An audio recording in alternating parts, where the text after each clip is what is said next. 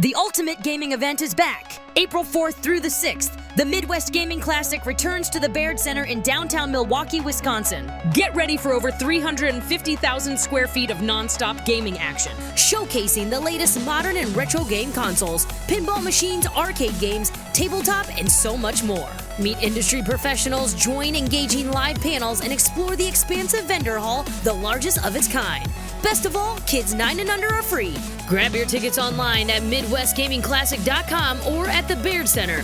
Welcome to the next level.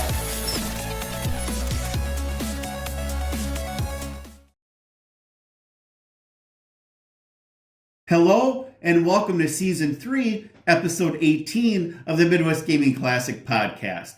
I'm your host, Jason Gares, panel director of the Midwest Gaming Classic. And this is the final episode of Season 3. Now, Season 3 has primarily been centered on the 2017 Midwest Gaming Classic that was held at the Sheraton Hotel in Brookfield, Wisconsin. Today, on this very podcast, I'm going to be talking with Dan Lucen, co-owner of the Midwest Gaming Classic, and Matt Isbill, who is in charge of the social media and everything going on live at the Midwest Gaming Classic, basically the talent and the main stage and everything else having to do with the live entertainment. We will be talking about the 2025 Midwest Gaming Classic and everything, mostly everything that we can fit into the podcast show about this year's MGC convention. And there is so much. We don't cover everything, but we do cover some very important points. And you know what? Enough of me talking. Why don't we get to the podcast?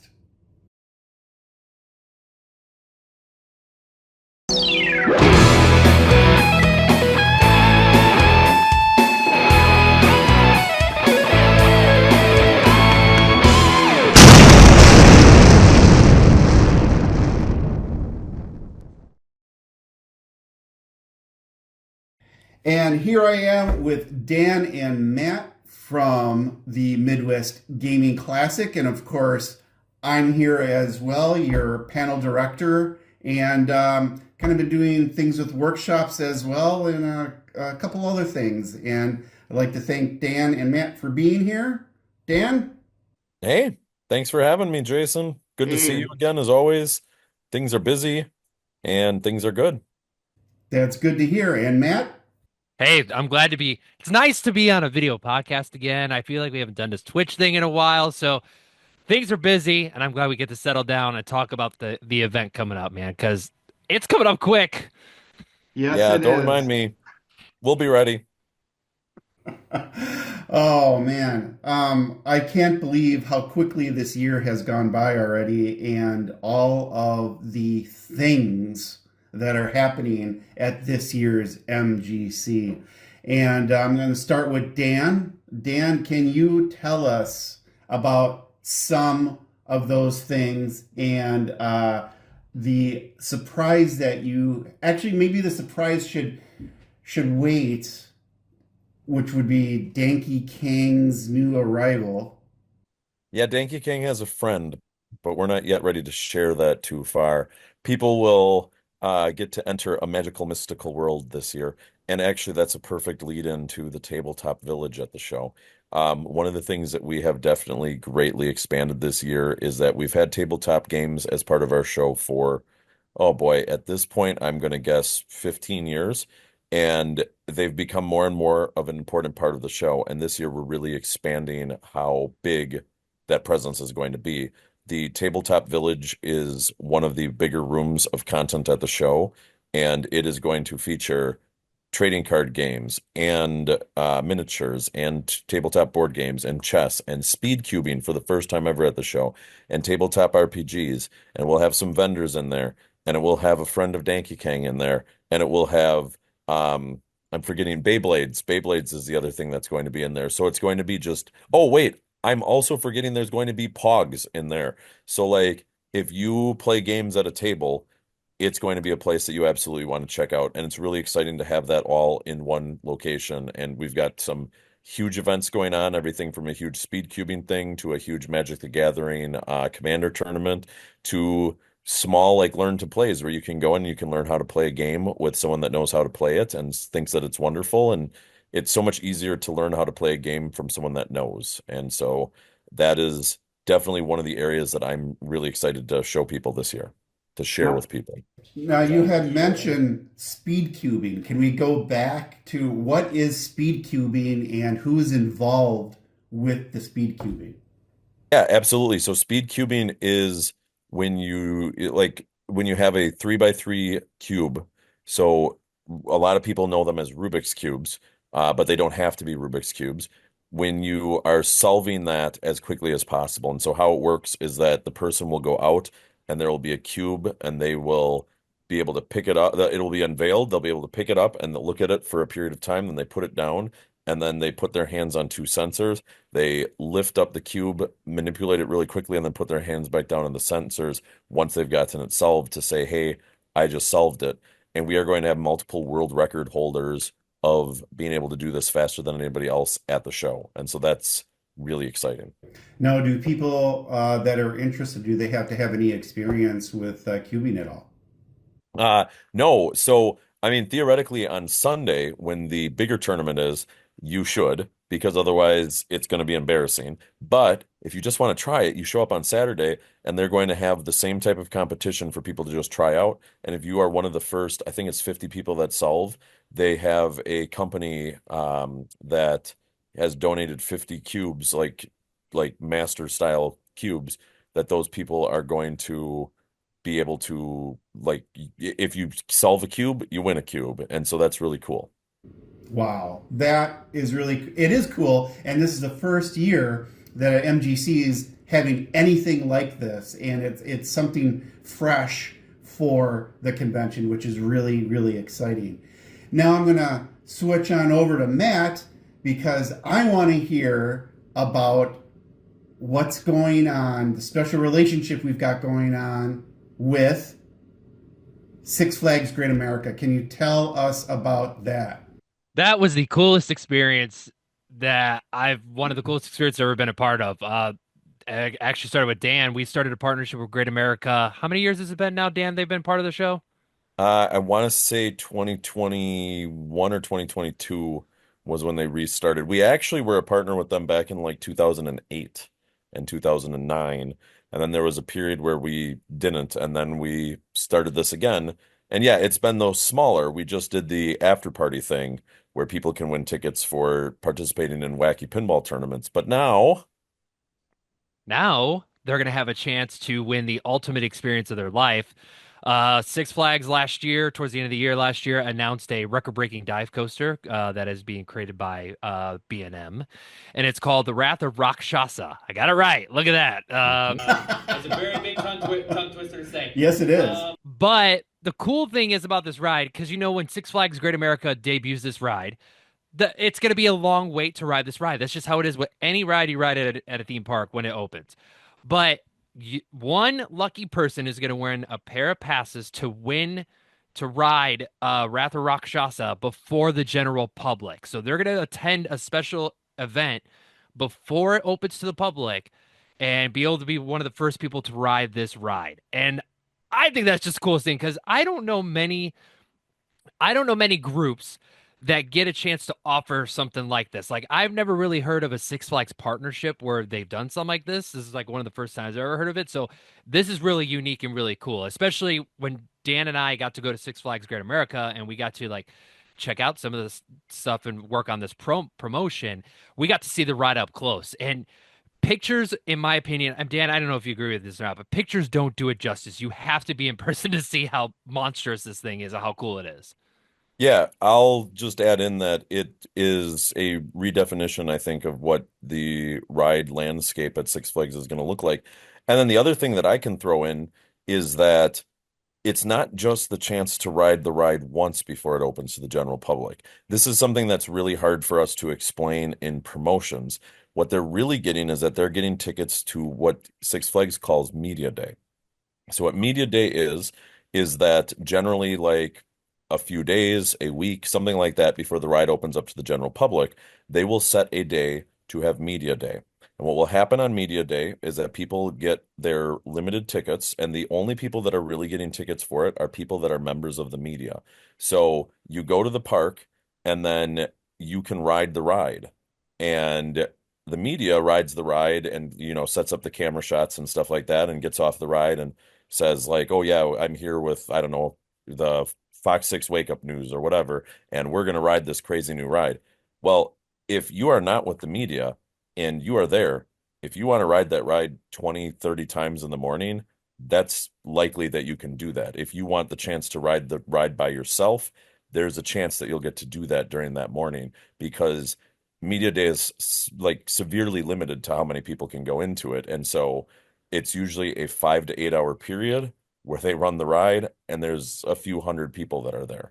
And so it's quite the experience, and Matt's exactly right. I don't know of any other group that's been able to do something like this, and it's exciting because not just do you have that, but we also have family day or a family 4-pack of tickets or friends friendly 4-pack of tickets for That anybody we're that giving wins away those. each day.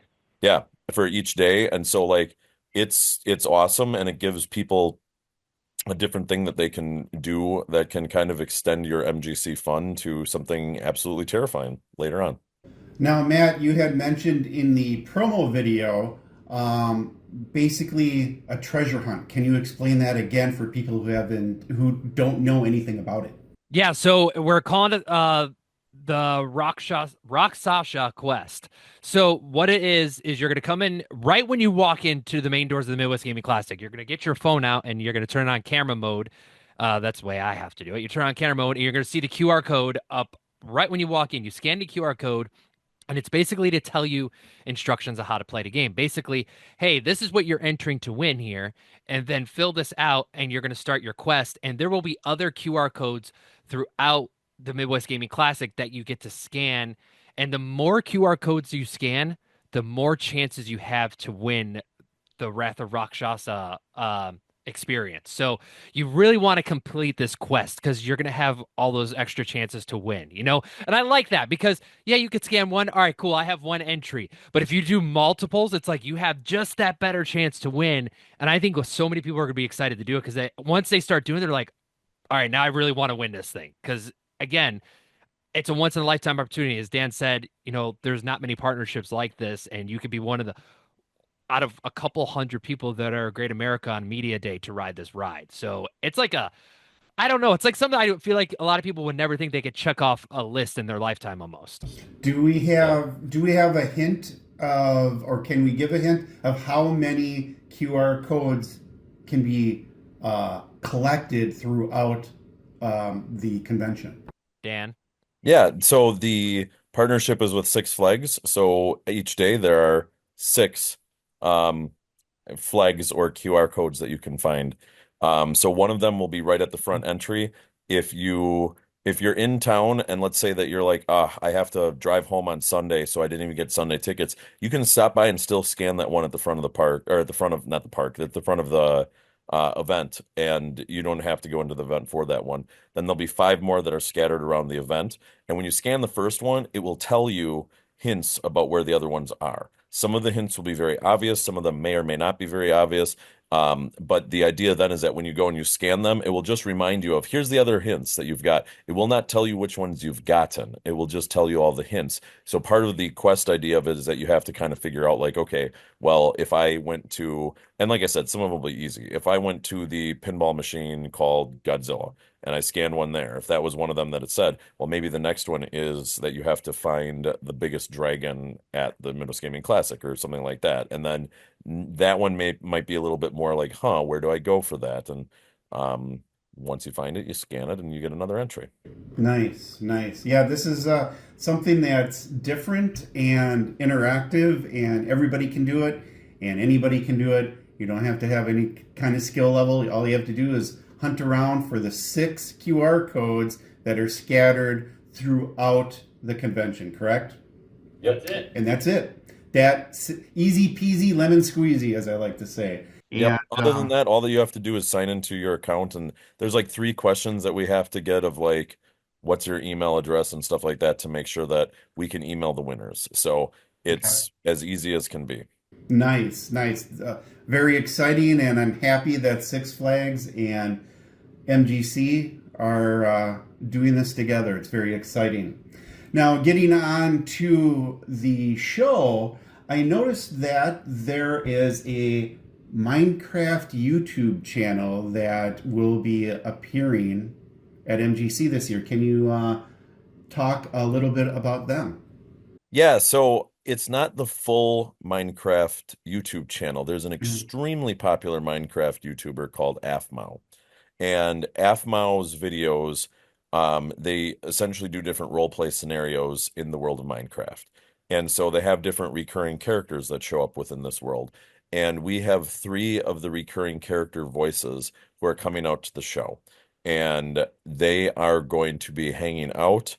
And as part of what they're doing, like they're going to be doing build challenges with kids and stuff like that. So not just will they be there as like a meet and greet, but they'll actually be there as someone that you can interact with and that you can actually, meet in a different way altogether. And so that's exciting because we love doing stuff like that. The 3 of them that there are, let me see if I can remember them now. It's Shadow Eric. Temple, Yep, Eric Shadow Temple, and I can't remember his last. No, Lawrence is his last name. Um, there's Corrine Mhm. Sudberg, what Yep. was that? Corrine Sudberg, Mega Yep. Mommy 33, and then Keston Howard. Yep, there you go. Thank you. Thank you for helping me there, Matt. Um, and so yeah, that's one of the groups that we're really excited to host at the show because the Minecraft series, it kind of skews more towards younger kids, but like the Midwest Gaming Classic is for everybody. And so a long time ago when we were starting to figure out what the show was going to be, I had a conversation with my cousin, and he was like 8 or 9 at the time. It was 2001, and I asked him about what a classic game was, and he said to me, "Oh, easy, Sonic Adventure." And I was like, "Dude, Sonic Adventure is not even 2 years old yet. What are you talking about? That doesn't make any sense." And he said, "Well, it's a classic game to me because every time I come over to your house, I enjoy playing it with you." And that is kind of what we've used as the determination of a classic ever since. It's any game that you can have good memories of playing, even games that you haven't played yet, you can make good memories of playing at our show. And so I'm excited to do this because Minecraft is a game that millions of kids have great memories of playing and that they play together on a regular basis. My younger son plays it regularly too. And so this is some of the people that they may recognize that they can interact with and even build against. Nice. Yes, very, very exciting. And, no matter what it is, it seems like with Minecraft, no matter who it is, what it is, it's popular. Yeah. So that's definitely a home run. Matt, so I see that Amon Green is who does the Gamers Lounge podcast is going to be at the show. Can you let our viewers know what to expect from Mr. Green at Midwest Gaming Classic this year? It's here's the thing. Amon Green, I'm excited that he's coming. I'm a little disappointed because he's a Packer. I'm a Bears fan. But that's okay. You know what, dude? He's a leading rusher for the NFL. Was a leading rusher for the NFL, and he's a huge gamer, like big time gamer. And he just wants, he's literally just coming out to hang out with the fans and play games with the fans and just have a good time. And that's the type of guest that we want at the show, right? And want at our event, right? Just to come out, have a great time, and hang out with the fans. And that's exactly what he's going to do. He's going to be doing some stuff at the after party. Dan and I were just talking about it too. That details is going to be coming soon to MidwestGamingClassic.com, so you can check that out. But he's going to be It'll doing some. already be up by the time that this is Oh published. yeah, it'll already be up. So yeah, make sure you go check it out. There's gonna be doing some really cool stuff at the after party. He's going to be doing. Dan, we just talked about this. What was it for the after party? He's gonna be doing because if we're gonna do that, we could talk about it. He's gonna. Oh, tabletop Nerf. That's what we. Oh, nice. That's what we expect. We haven't Yeah. confirmed that yet. But Okay. that's It will what be we confirmed think and he's on the gonna do. website by the time that this came out. So you can check in the future and find out if we are doing that or not. But it looks like that's what it's gonna be. Tabletop Nerf. So I'm actually pretty excited about that because hey, I was a big Nerf football guy when I was a kid. So I think that's pretty cool to see. So Amon Green coming and just it just shows I think where the level of the event is now, that we're having NFL players, like former big time NFL players, still big time in my opinion, who's a big time gamer, wants to come to our event and hang out with us for the weekend, meet all the fans. Like that just I feels like where it takes us to another level, So you get to come just meet most of the time, right? You have to pay a lot of money to go meet somebody like this. Not at MGC. You get to just hang out and play with the guy and take pictures and meet the guy. Like, how cool is that? So besides Amon Green being at the after party, Matt, who else is going to be there? Can you share any after party tidbits with our audience? So I don't want to share everything yet because we're still confirming a couple things. Because the one thing I will say with the after party, it's bigger than ever before when it comes to the activities, artists, what we have going on there. And first of all, I want to give a big shout out to Voodoo Ranger, who is the official sponsor, because they are literally the reason we're able to do a lot of these cool things at the after party this year. By the way, even though VIG is sold out now, single night after party tickets are still available, so you can get your after party ticket and still come hang out, do all the cool stuff. Nice. I'm going to talk about the bands, and then we could talk about the other things too. So the one thing last year after we were done analyzing Midwest Gaming Classic was, all right, we had 4 artists coming out on stage, and I felt like things were rushed with our artist. Like, on stage, off stage, not everybody got to experience the full momentum of each artist. So this year we're having 3 artists that are going to have 3 full sets. Our house DJ, as I call him, because he is our house DJ, Unleaded Logic, is back on the stage. Unleaded Logic is going to do a full set with his new album. By the way, he's only doing 3 appearances this year for performing, and we're one of the 3, so that's pretty cool. Nice. Gunder Slam, they have been asking us for years, and like the best way, like, hey, when can we play the after party? Hey, when can we play the after party? Hey, when we can play the after party? Gunder Slam, they're going to be up on stage playing all their video game covers. So for anyone that loves metal music out there, they're going to be doing some incredible video game covers. And then Scott Denisi is back too, but he's got a little surprise with him, and we're not talking about that yet. He's got a little surprise that's going to be really, really cool. All I'm going to say is it includes another person, and it's going to be a set you don't want to miss. And I'm really excited for the lineup this year because I'm excited that we're going to be able to watch everybody have full set times and really unleash all the raw power with the music. And I think, as Dan said, when we finally put this together, Dan said we created like the perfect storm this year with the music. Like, it's going to flow really nicely this year. Right, Dan? Yeah, I think so. And with that, when you're there, the other thing that you get to do is you get to do all these wacky events like we had kind of alluded to with Amon Green. And you can check out the website to see all of them, but some of my favorites, the one that I always like the most is that you can play Papa Shot, which is, the actual, you physically shoot basketballs in a hoop. And then Tim Kitzrow for a period of time will come over and he'll live call you shooting Papa Shot. But because it's the after party, it's not just him being excited for you to make shots. Oh, no. So it's going to be, it's a lot of fun when you get Kitzrow at the after party. Definitely. Yeah. Another thing that we're doing is that we are, I mentioned before the Six Flags Pinball Funhouse. We make different ways that you have to play pinball. So, for instance, you may have boxing gloves on, and that's how you have to use the flippers. You may have one that you can barely see the ball for, and that's how you have to play the game. And then at the end, your score is your score, and at the end of an hour, whoever has the highest score wins a pair of Six Flags tickets.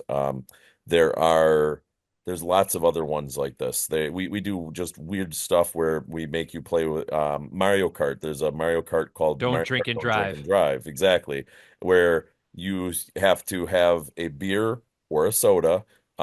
It has to be a Sprite though specifically, and you have to go up and you have to complete your lap on Mario Kart while also consuming your beverage.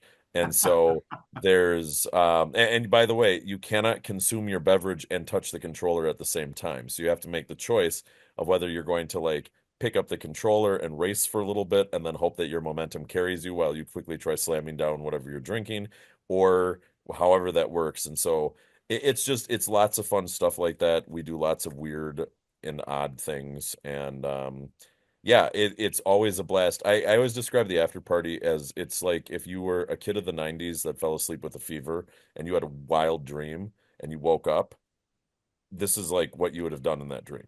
Nice. I feel like this is the adult version of Chuck E. Cheese. Yes. Yeah, that's a good way of putting it. And I guess I would tell people that we always tell people that the after party is rated M for mature because it is a time that our show's very, very family friendly, but at the after party, we tell people you get to let loose.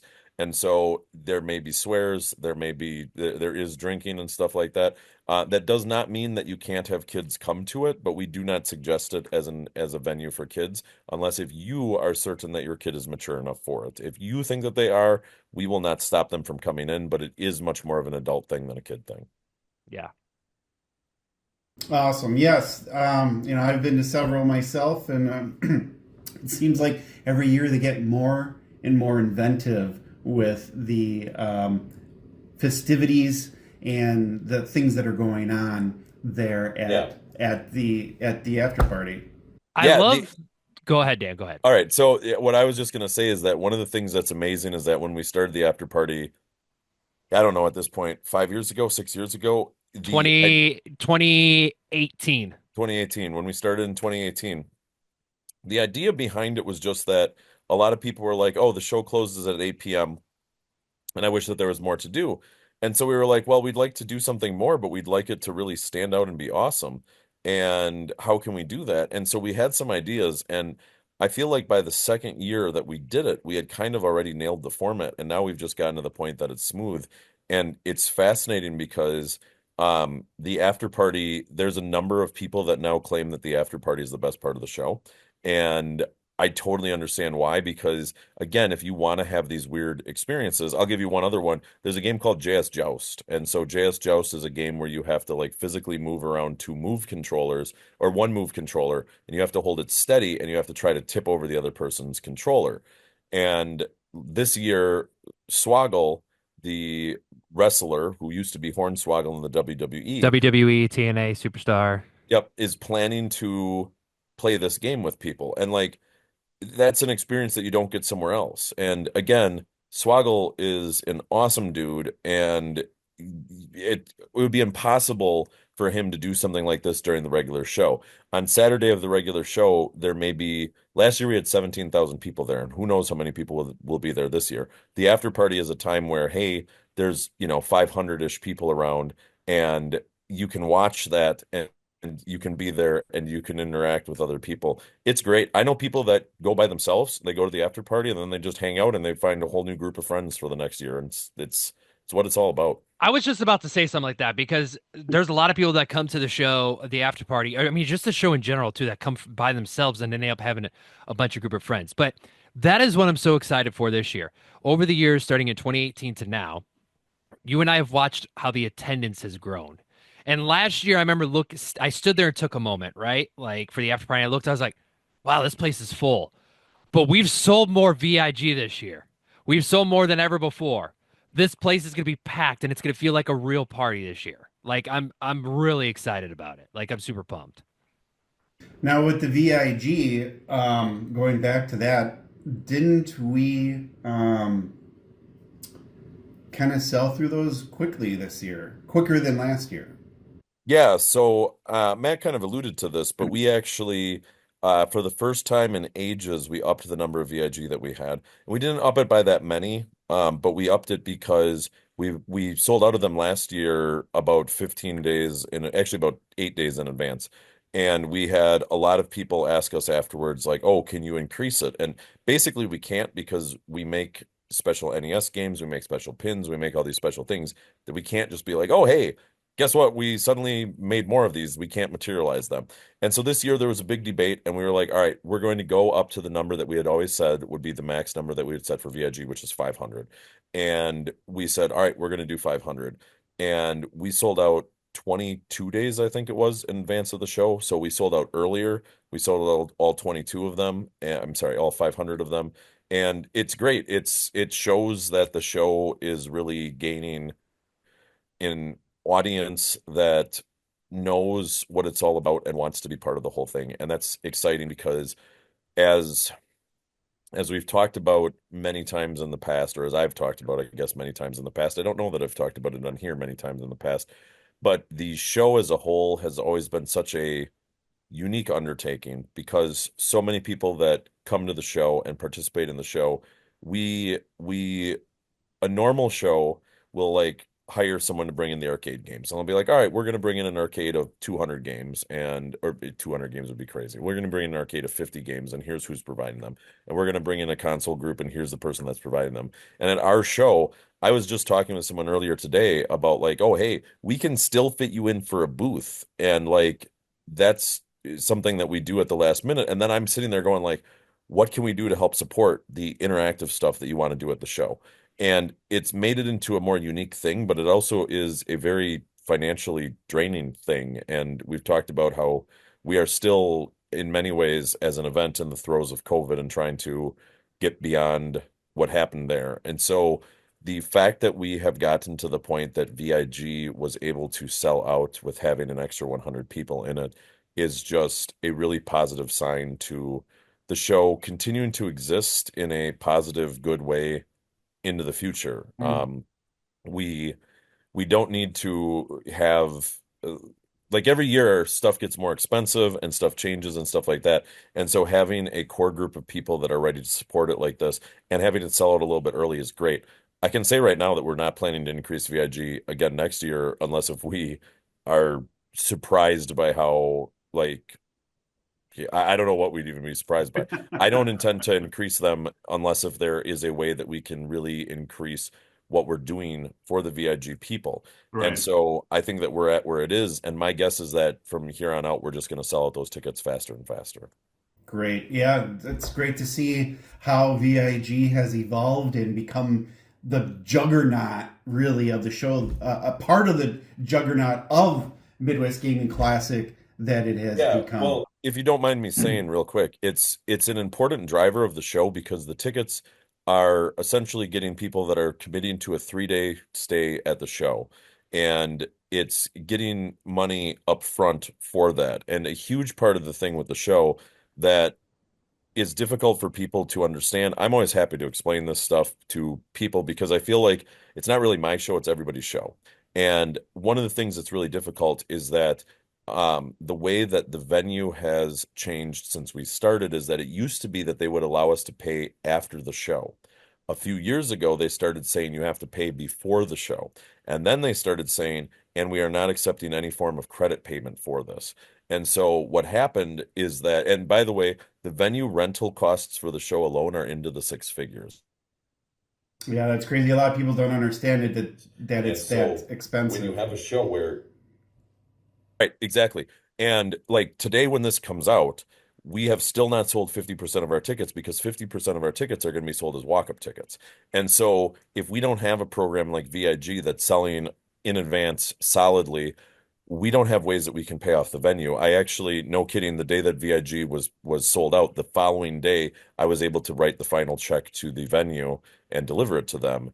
And it wasn't just because of VIG, of course, but that was a critical component to getting this whole house of cards kind of set up. And one of the things that's also really true with our show, not just that we have so many different groups that come in and kind of do their own thing, and that it makes it really awesome because it's like a gaming buffet. You get to walk around and see a little bit of this and a little bit of that and try different things. The other side of it that's really critical is that we can't afford to put this on unless if we have people that are showing up and that are willing to buy those tickets in advance. If we had the same amount of people show up, but those people who showed up and bought tickets the day of, we would not have a show. And so it's so critical for the community to support us. And I am always stunned that we're here doing this because, I mean, I've talked about this in other interviews, but when we started this in 2001, we thought that this would be fun to do for a year or two. And holy crap, we had 100 people come. And last year we had 31,000 people come. Right now, ticket sales are showing us that we will likely have more than 31,000 people at the show this year, which is just stunning. And I mean, we're going to feature everything from a kid who's 11 showing off a dice game that he made, all the way up to some of the biggest companies like Stern Pinball will have more than 50 pinball machines on the show floor.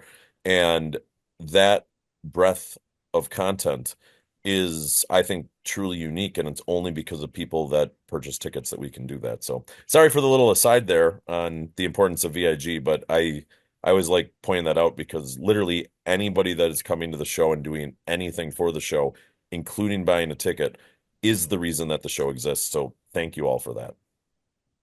completely agree with you 100%. And, I've only been with the show for a decade now, but I have seen it grow from when I visited the Olympia. It was Olympia or yeah, it's the Olympia Resort, which isn't around anymore. That was my first Now it's time. a flat patch of dirt. Actually, I believe they put condos there.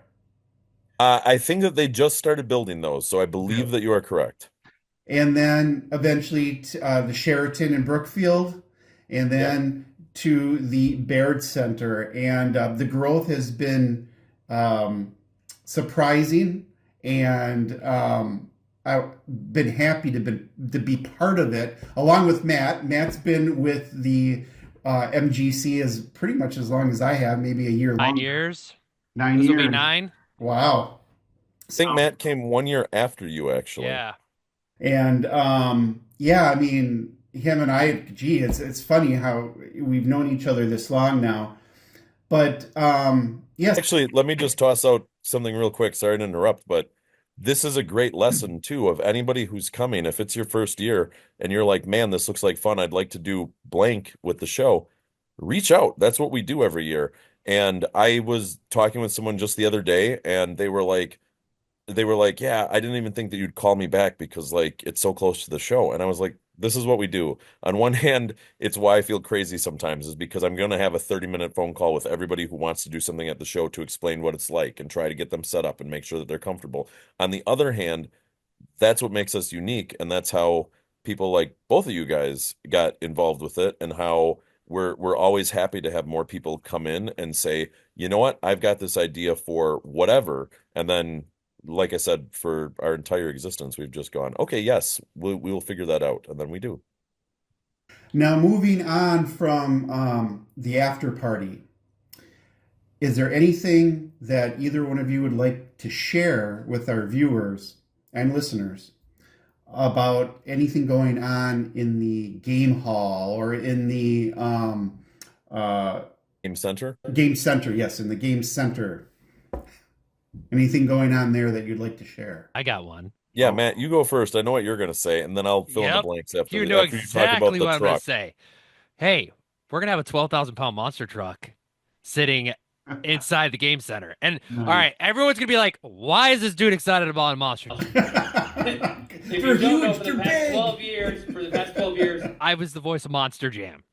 Been the voice of Monster Jam for 12 years. So I have a lot of friends in that space. And I've joked with Dan since, I don't know, like 2018 maybe. And I was like, hey, one day we're going to have a monster truck at our show. He's like, yeah, okay.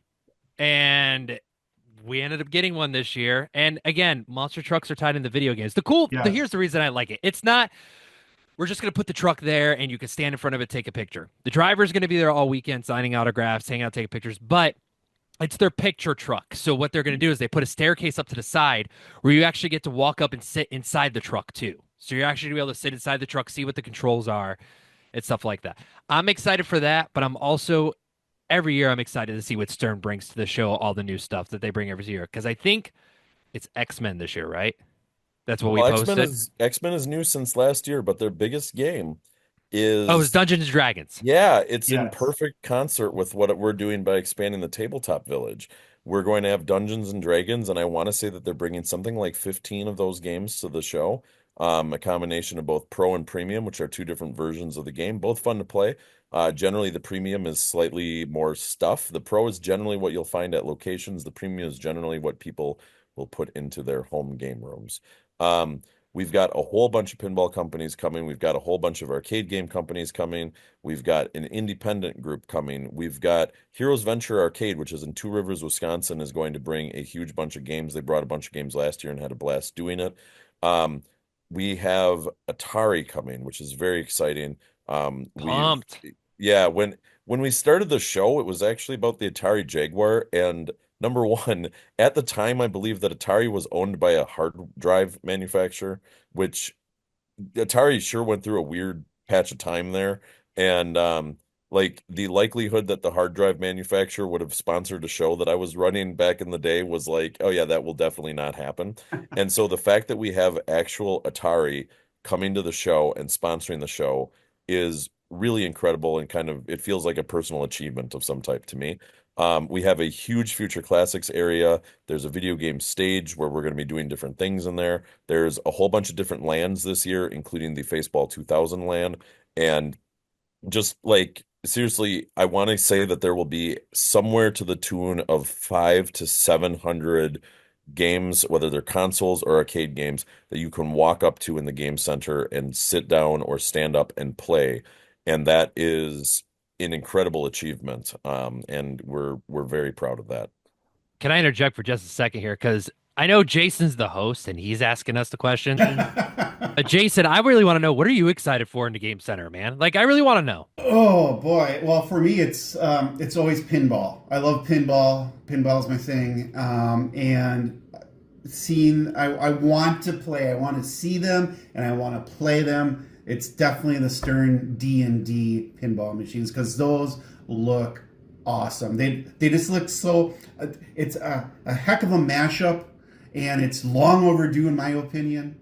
And yeah, that's the number one thing. And then seeing all the consoles. I love the console museum. I love all the old arcade games and some of the newer ones too, especially with Eugene Jarvis with Raw Thrills. Oh yeah, last year Godzilla VR was awesome. Yes, that guy. Now I know that Jason Paul, he tried it. I did not try it because I didn't want to. I feared that might get a little sick because I do get a little sick with VR. But he said that it was great, and that machine is a monster. No pun intended either. But that sucker is cool. So hopefully we get to see something like that again this year. And then I'm not sure. They're figuring out exactly what they can bring still.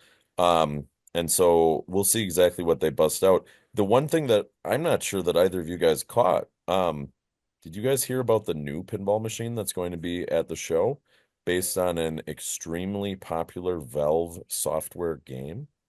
Wait. Hold on. Is this something we haven't announced yet on social media? Yes, you have not announced this as we record this on social media. Is this the multimorphic one? It is. Ah. Do you know what it is? I've heard a little bit about it, but I don't know. Maybe you should announce it, Dan. Yeah, elaborate. Portal is coming to the show in pinball form.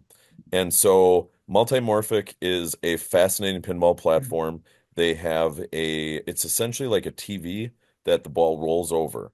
But the TV where the ball rolls over, I'm not sure exactly how it senses it, but they can sense where the ball is.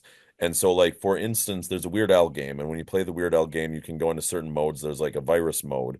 And you have to roll the ball over the viruses, and you have to get the right colored ones. And if you do, they change to different colors and stuff like that.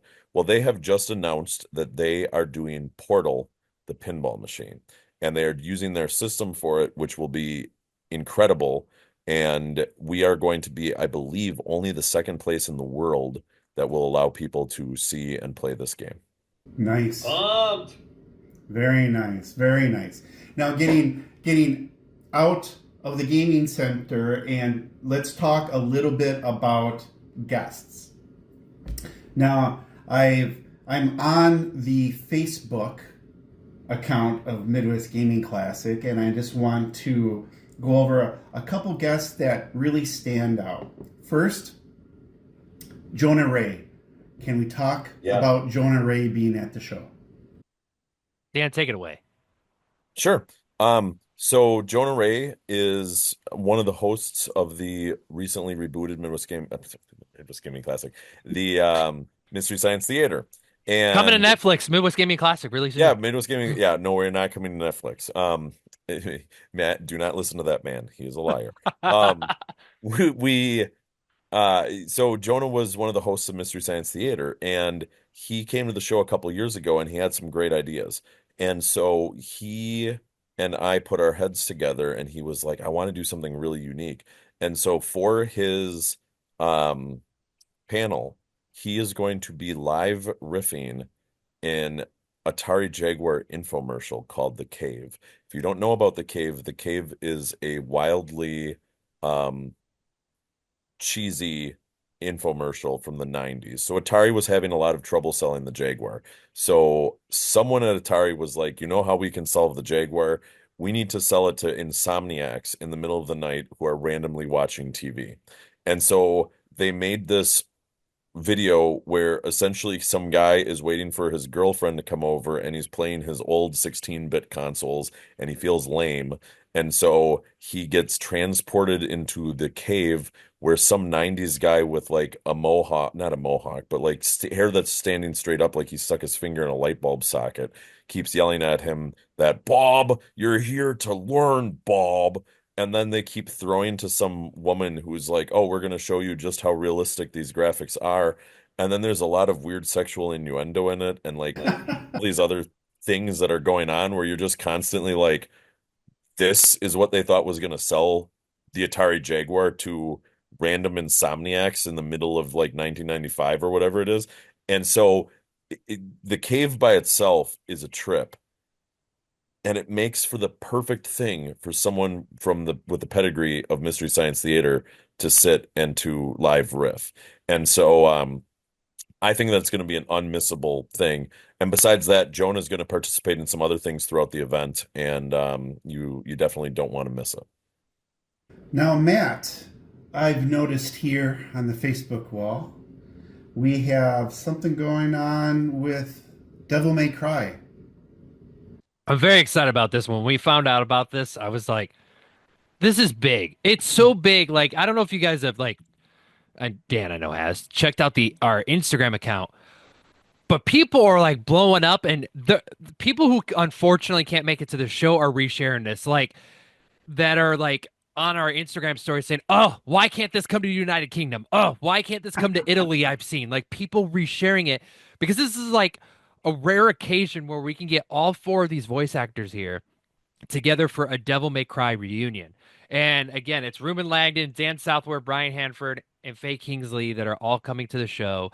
And I'm sure, Jason, you're going to have them all in a room at some point that weekend, and that's really exciting. I'm really excited about Dan Southworth for a reason, and so just bear with me because I looked at him, I'm like, why do I know this guy from somewhere besides Devil May Cry and some other stuff? And I looked harder, and I was like, all right, can't figure it out. I'm going to look him up. He's also the Red Quantum Ranger from Power Rangers Time Force. Oh, so I wow. was like, oh my God, he's a Power Ranger.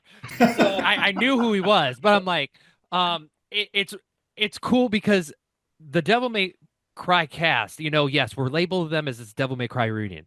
But if you literally just look at the talent and how we've listed it and all the games that they've been in, some of them have been in Max Payne 3, Street Fighter, like the talent goes on and on and on. Just with, as Dan said earlier, we've brought this huge stacked lineup, and it's like they're involved in multiple areas of the gaming community doing what they're doing. So I'm really excited to see them and if Jason, if they're with you at one point, I'm gonna have to find a way to sneak away and just come watch that for like 5 minutes or something like that just to see it because it's pretty cool. Well, I'll be filming it as well. So just in case you miss it, you can always watch it or listen to it on the podcast. There you go. What a plug, Jason. That was a great plug. That was a pro thing. We're not usually pros like that. I like that. One more guest I want to talk about. Okay. And that would be Walter Day. What's going on with Walter Day at the show? I'll take this one. So Walter is a fascinating character. I have known Walter since the 2004 show when he showed up because Billy Mitchell also showed up, and the two of them tend to show up together. And Billy was playing Donkey Kong at our show to try to chase a world record. And there's a much longer, weird story here that I will mostly spare the details of, or else I'm going to end up talking for a really long time. But the short version is that Billy Mitchell was playing this because he was trying to claim the world record, which he did not own at the time. But after that point, King of Kong came out, and they kind of skewed a little bit about how the whole thing had gone down. And they decided that the way that they were going to present it is to have Steve Wiebe as the good guy and Billy Mitchell as the bad guy. And since that point, I feel like Billy Mitchell has really leaned into being the bad guy. And I don't know how much of it is an act, and I don't know how much of it is true. But Walter Day has always just kind of been this nice guy beside him. And you kind of wonder if you know them, you kind of wonder like, well, what is Walter's role in all of this? Is he actively trying to help Billy? Is he enabling him? Is he like just a really nice guy who's just trying to get along? Where exactly is he and what is he doing? And that whole thing, it kind of like I guess the other side of it is that like so Walter's really nice and has been associated with Twin Galaxies basically since he founded it. But like there was this big thing even when I first met him, like, okay, wait, hold on. You go around and you check on people making video game high scores? Is that a job? What are you doing? And like that was kind of what took up all of his free time. And so there's going to be a documentary that we're showing. We're going to be one of the first places that's going to be showing it that has kind of an insight into Walter Day's life. And it's worth watching. You can tell that it was made by people that know Walter, and because of that, there is some stuff in the way of like how Billy's presented, which may or may not be exactly the way that anybody else would present that, but it is a fascinating not insult into Walter, insight into Walter, and it gives you the ability to just kind of think differently about how interesting life is and about how life can change very quickly.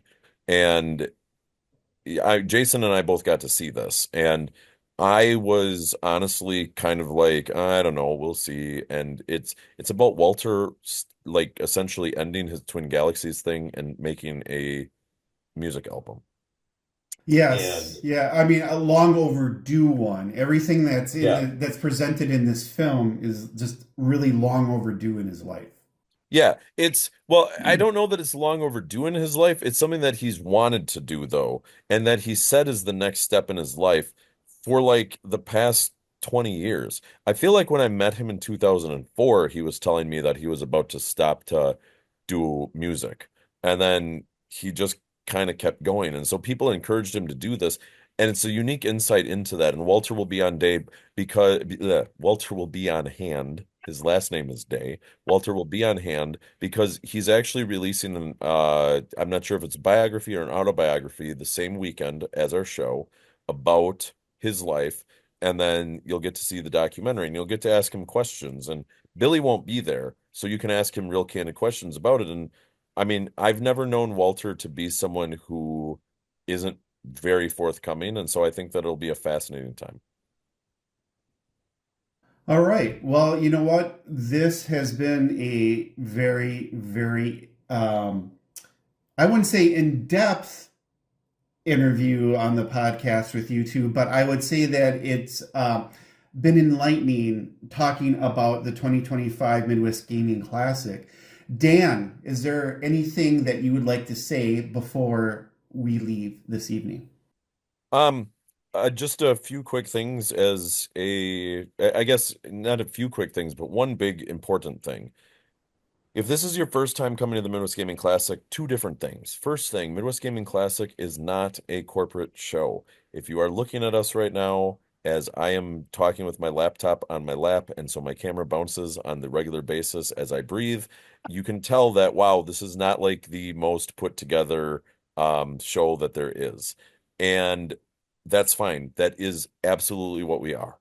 And I don't want anybody to come into this thinking that they are going into a E3 or something like that. And I'm using E3 as the example because they no longer exist. But like a polished show, we are not. But that's part of the joy of our show. I liken what our show is more to a maker fest about video games than a regular standard like video game show.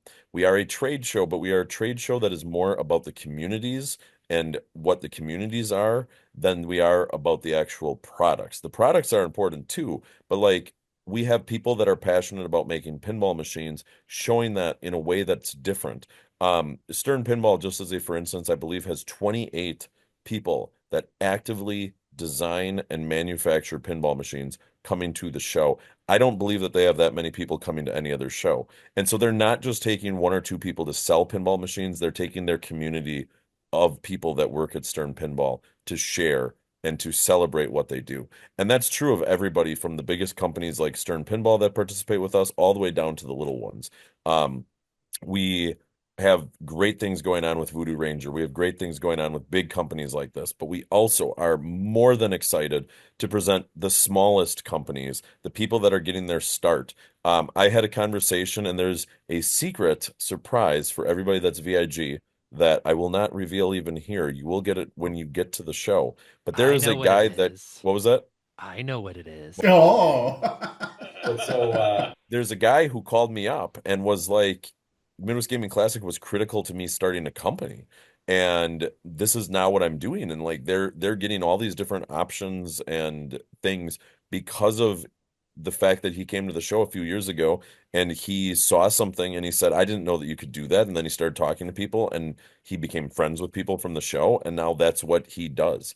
And our show is a special place for stuff like that to happen. If you're coming to our show and you are expecting that you are going to have the cattle herd call into a panel room with 5,000 people, and then, you're going to stand in line for 4 hours to wait for the next one, that's just not what we do. What we do instead, sometimes it's not professional, sometimes it's not polished, but that gives it a level of accessibility that no one else has. If you have a pinball machine, if you have an arcade game, if you have an idea, if you have anything, you can come to our show and you can set it up and you can show people what you do and why you are passionate about gaming. You can do that from tabletop games, you can do that from basically anything. And because of that, the best way to enjoy our show is to come to our show not expecting us to be the best at anything. Because I always tell people that, like, if you are looking for the best show of any one particular thing, I can likely come up with something else that it's probably that you would rather go to. But our show is the best at introducing you to everything. And don't get me wrong, some things we have and we might be the best at, but I just don't like trying to like poof up my ego and be like, oh yeah, well, we're totally the best at that. We definitely have things that are huge compared to other shows. I had someone point out to me the other day that our tabletop area is larger than some tabletop shows that are run. And it is part of your ticket when you go in for the rest of the show. And our game center area is there was another show that I went to that shall not be named recently that has similar amounts of people to us, and our game center area is double the size of their game center and has about 4 times the amount of stuff to play in that room alone as this other show. That doesn't even include the community zones where we have almost another like game center sized worth of content to play. And so between those three areas, we have something like, gosh, I forget what it is. It's something like it's over, I believe, over 200,000 square feet, maybe over 250,000 square feet of playable stuff at our show. And almost everything is built into your ticket. The things that aren't are escape rooms and claw games and other things that you can win prizes at. But otherwise, you get in there and, oh, wait, and also there's a VR experience. Other than those three things, and the VR experience, it's only because it's like 5 people an hour, no, 5 people every 20 minutes can play or something like that. So other than those things, you come in and it's part of your ticket. I want to go take part in this game. Oh, it's part of your ticket. Go play. I want to go participate in this tournament. It's part of your ticket. Go play.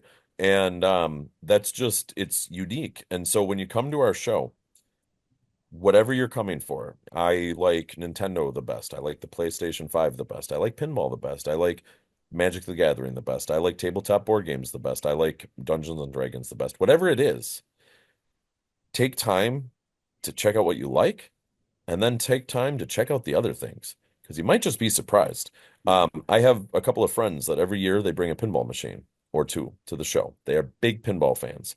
They often go to multiple pinball shows and they take pinball machines. And they say that at our show, they set up the pinball machines and then they go live in the tabletop room. And that's because at other shows, they don't have the tabletop room. And they said, so like we actually gather up all of our pinball friends who we love talking to, and we sit down at tabletop games and we play tabletop games all weekend and we talk to them, oftentimes about pinball, but now we have something that's different to do. And that's kind of the uniqueness of our show. And if you want to get the most out of it, that's what you're going to be looking to do. If you come into the show and you're expecting to have a curated experience, like I said, where you're going to be ushered into a panel room with 5,000 other people and you're going to get to see the first like preview of a new Netflix show or whatever, sorry, man, not our show. If you are expecting to have the most unique experience of meeting and greeting all of these people that are part of things that are part of showing off things that they adore, you will love our show. And thank you all for coming, because without you, we wouldn't exist. Very, very nice. Matt, you have the floor with I have to go after him? Yeah, that's right. Matt, bring us home now. Oh. With your closing thoughts.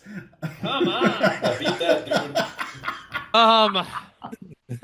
I don't know, man. No pressure. No pressure. That was a lot. Like, I was just gonna sit here and clap and be like, wrap it up. But okay. okay.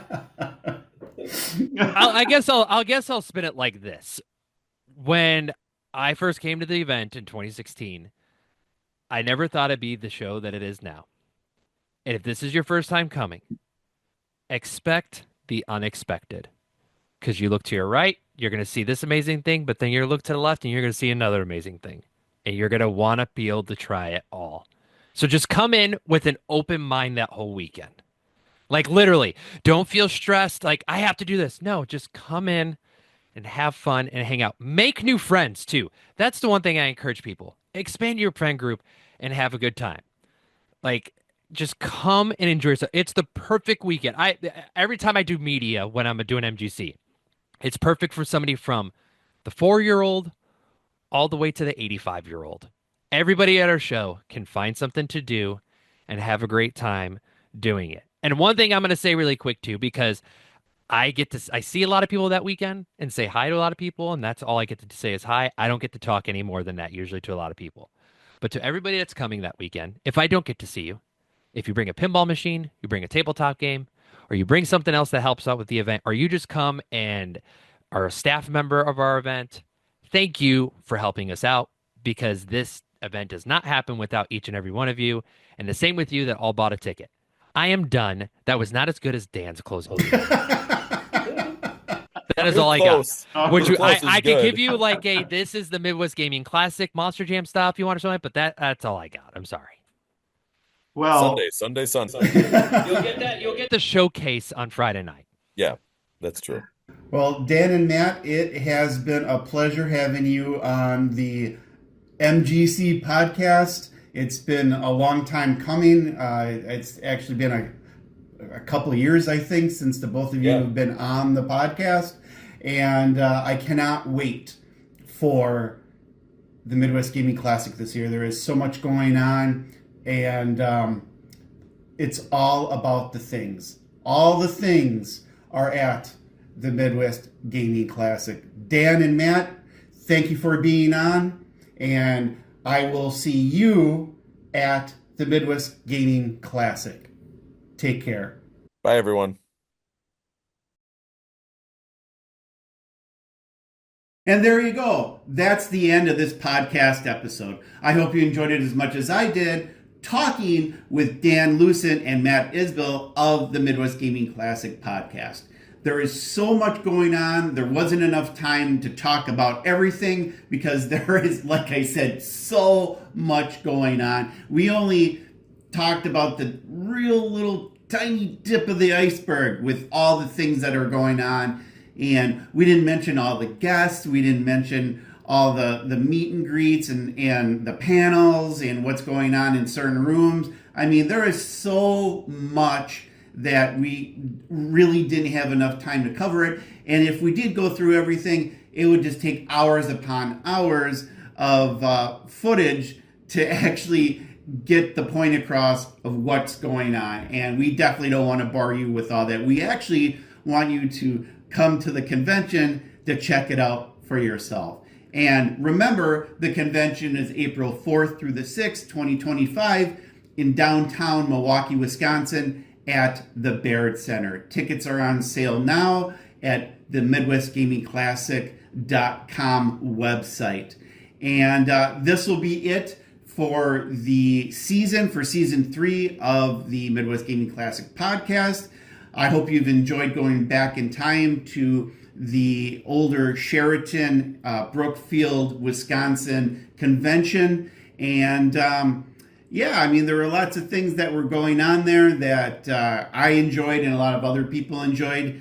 And there's 10 times more at the Baird Center than there ever was at the Brookfield Sheraton. They just couldn't hold us anymore, and we had to break out and find a larger place. And the Baird Center definitely can hold what MGC can show. And I hope that I can see you at the Midwest Gaming Classic at the Baird Center.